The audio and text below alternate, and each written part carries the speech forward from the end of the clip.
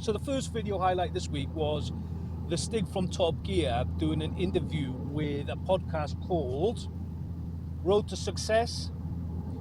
Great interview. So they go through the normal things, his life and what have you, but then they really dig into Top Gear, what it was like and how it ended.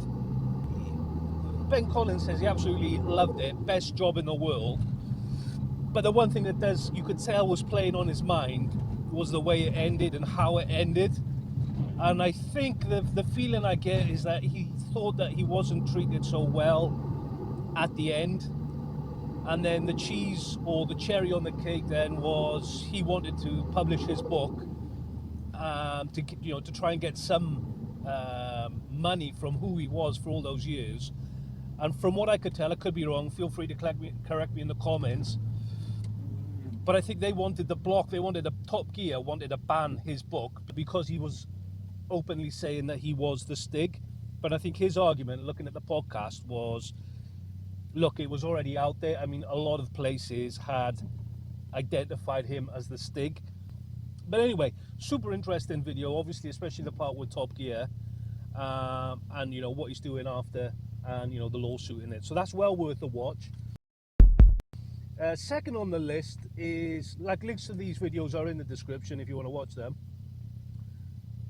With Smoking Tire, Matt Farah and Zach Clapman have done their weekly podcast, and obviously they can't not talk about the Tesla Cybertruck. If you've been watching the Smoking Tire podcast at all, you know that Matt Farah is not the biggest fan of Elon Musk, and that really comes through in his assessment of the Cybertruck, even though he hasn't driven it yet,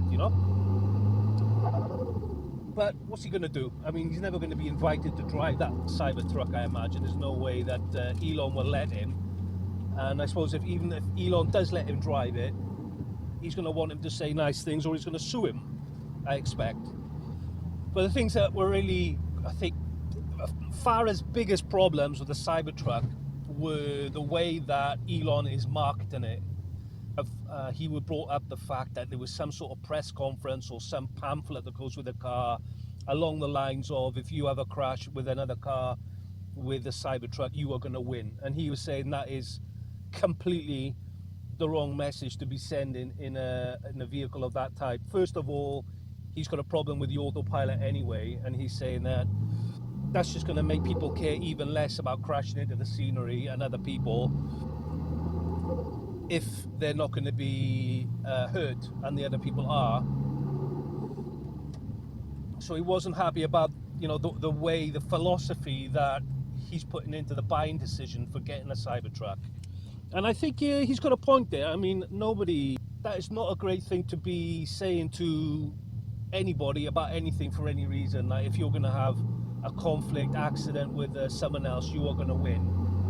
Yeah, I think that's wrong. And especially in a vehicle that's like that, it's so heavy, it's so fast, it's made of stainless steel. I mean, it's not soft on the outside. I mean, it's not going to be great for a pedestrian that hits it. But then again, barring the car leaving the road, I do believe pedestrians should be looking where they're going.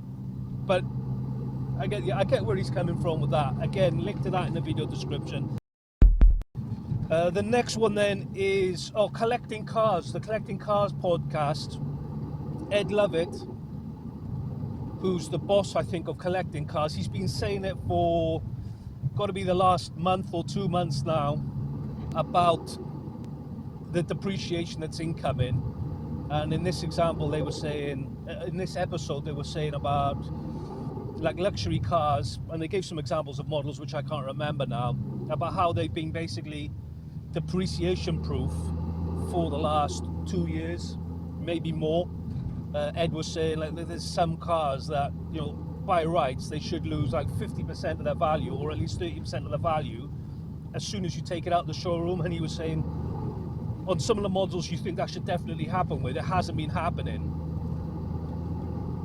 And he's saying that is going to change. All that depreciation that should have happened in the last 2 years is going to come, and I get the feeling he's implying that it's going to come quickly, and it's going to all come at once, and it's going to be a big shock to everybody. I suppose the trigger for that is the higher interest rates. He's been saying it, hinting at it for, like I said, a few a few months, but he does go into it in a bit more detail, and he actually gives figures, how much depreciation and on what cars he thinks are going to be affected. So this is why I highlight this one this week, because of the detail that Ed goes into. I mean, he is in that game, so he should know, you know, he is into selling used cars. And then what do we have? Then we got Behind the Glass. So as usual, they cover a large gamut of things. But the thing that stood out for me was that Tony that's on there, the second-hand car dealer, the premium prestige second-hand car dealer that's 50% of the show, was saying that he was been looking for a new car for his better half in the last week. So they went around all the new car showrooms, Citroën, Peugeot, Nissan, BMW, Audi, I think. And his point was that if you don't know cars, you just want to go out and buy a new car. He was saying that they make it so confusing and so complicated for people to buy a new car. And it's almost to the point where I would just rather, he said he could understand why people would just say, I just don't want to get involved in this. They're trying to do too much. They're trying to upsell me too much. They're trying to sell me too many different options or give me too many choices. I just don't know. I just want the car. I like the look of it. And not only all that, then he gets on, well, he was getting on to that they got the purchasing options, which is like PCPs, leasing, borrowing, lending, paying outright, and all the pluses and minuses go with that. And he was there. The idea I got from him was that he was there with the better half, going through it with her and letting her do the job. But he was saying it was a big eye opener. I think he said it was a big eye opener for him, like what a minefield it is for someone that doesn't do it professionally for a job. I mean, how many people buy a new car, actually buy one with their own cash rather than leasing, what have you? The new car companies, new car dealers just do a horrible job of selling cars to people. Horrible job. It's too confusing, it's long-winded. It makes people uncertain of the buying decisions. And he says, well, it's great for me as a used car dealer because we try to eliminate and simplify the process as much as possible. And he says, I can understand why people just, either they just walk away or they just give up and then just go into the deal that they're being sold, even if it's not a good thing for them, even if it's financially a negative for what they want. They just give up, oh, just give me the car. So anyway, I thought that was very interesting. They must have talked about that for 15 minutes. Big eye-opener.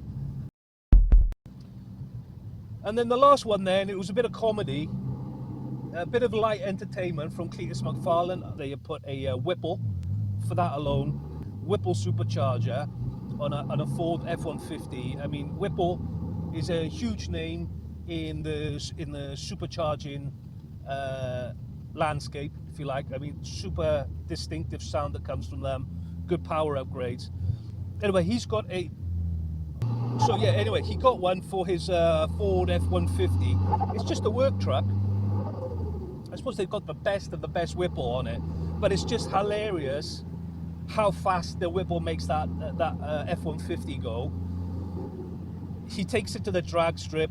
He takes he's 3 up in it, and this is an F-150 two-door pickup truck that does a 9.5 quarter mile. Absolutely, it's just hilarious, the 2 videos he's done. Again, links to them in the video description. That is the top sort of 4 or 5 highlight videos this week from StrikeEngine TV. Again, link to StrikeEngine TV in the video description, and link to these videos also in the article that I linked to on the StrikeEngine website for these videos.